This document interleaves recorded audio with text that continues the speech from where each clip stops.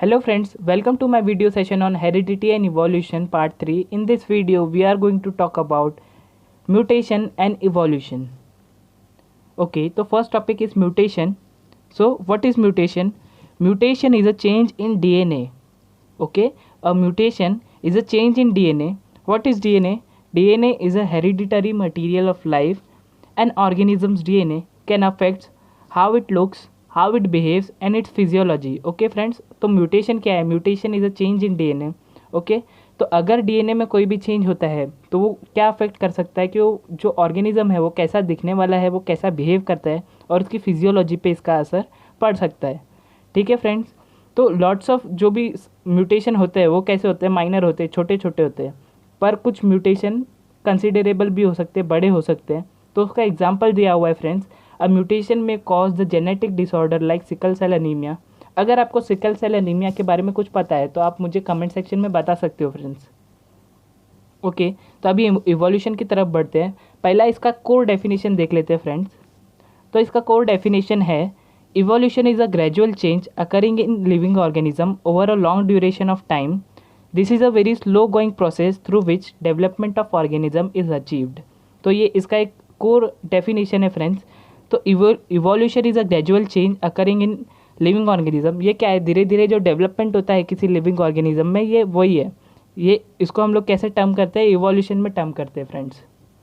Okay, तो इसका एक और डेफिनेशन है, formation of new species due to change in specific character of several generation of living organisms as a response to natural selection is called evolution. ठीक है friends, हम लोग आगे बढ़ेंगे.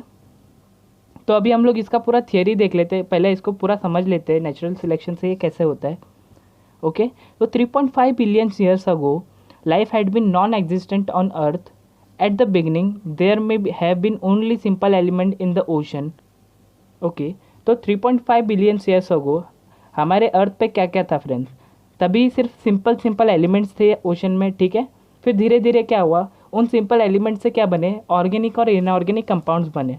ठीक है फ्रेंड्स, फिर उन ऑर्गेनिक और इनऑर्गेनिक कंपाउंड के मिक्सचर से क्या बना? First primitive type of cell बना. ठीक है, अब धीरे धीरे ऑर्गेनिक और इनऑर्गेनिक मटेरियल्स में डेरिवेशन आने की वजह से, डिफरेंस आने की वजह से क्या हुआ, वो जो नंबर ऑफ सेल्स थे वो अलग अलग टाइप के सेल बनने लगे, अलग अलग टाइप के प्रिमिटिव सेल बनने लगे. ठीक है फ्रेंड्स, जिसके वजह से वहाँ पर बहुत ज़्यादा डिफरेंस आ गया. ठीक, there may had been some differences among those cells, and according to the principle of natural selection, some may have shown good growth and some may have perished which could not adjust with the surrounding. तो principle of natural selection क्या बोलता है? अगर कोई particular organisms है, वो अगर environment के साथ अच्छा है तो क्या करेगा? ग्रो करेगा. अगर वो इन्वायरमेंट के हिसाब से एडजस्ट नहीं कर पा रहा है तो वो क्या हो जाएगा? पैराइज हो जाएगा, गायब हो जाएगा, लुप्त हो जाएगा.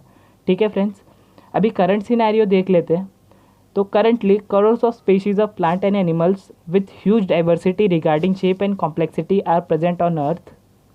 ठीक है, animal diversity ranges from unicellular amoeba to paramecium to man and giant whale. तो ओके, तो प्लांट में देख लेते हैं. Plant diversity consist of various species ranging from unicellular chlorella to the huge banyan tree. ठीक है फ्रेंड्स, अभी हम लोग इसका थियरी देख लेते हैं. एक थियरी ऑफ इवोल्यूशन करके प्रपोज हुआ था, उसके बारे में भी देख लेते हैं. According to this theory, first living material protoplasm has been formed in ocean. In due to course of time, unicellular organism was formed. ठीक है, बहुत टाइम में ये फॉर्म हुआ था ओशन में. ठीक है, अभी ग्रेजुअली क्या हुआ? धीरे धीरे change occurred in unicellular organism from which larger and more complex organisms were formed. ठीक है, अब उनमें ग्रेजुअल चेंज की वजह से क्या हुआ? वो यूनिसेल्युलर ऑर्गेनिज्म से लार्जर और मोर कॉम्प्लेक्स ऑर्गेनिज्म बनने लगे. ऑल दो changes were slow and gradual. ठीक है, ये स्लो थे. अब वो कितने स्लो थे अभी देखेंगे हम लोग. Duration of all those changes is most as 300 crore years. ठीक है, इतने सारे सालों में ये क्या हुआ था? धीरे धीरे ग्रेजुअल चेंज हुआ था. ठीक है, तो अब बात क्या आती है कि ये थियरी ऑफ इवोल्यूशन हम लोग कैसे मान लें. ठीक है, साइंस हमेशा फैक्ट्स के ऊपर काम करता है फ्रेंड्स. तो हम लोग इस इवोल्यूशन की थियरी को कैसे मान लें? तो हम लोग के पास इसका एविडेंस भी है, जिसके बारे में हम लोग अगले लेक्चर में बात करने वाले, एविडेंस ऑफ इवोल्यूशन के बारे में. ठीक है फ्रेंड्स, आप लोग मुझे गूगल क्लासरूम पे भी फॉलो कर सकते हो. Thank you friends. अगर आपको वीडियो पसंद आया तो अपने फ्रेंड्स के साथ शेयर करो और चैनल को सब्सक्राइब करो, क्योंकि आगे आने वाले वीडियोज़ आपको मिलते रहे टाइम पे।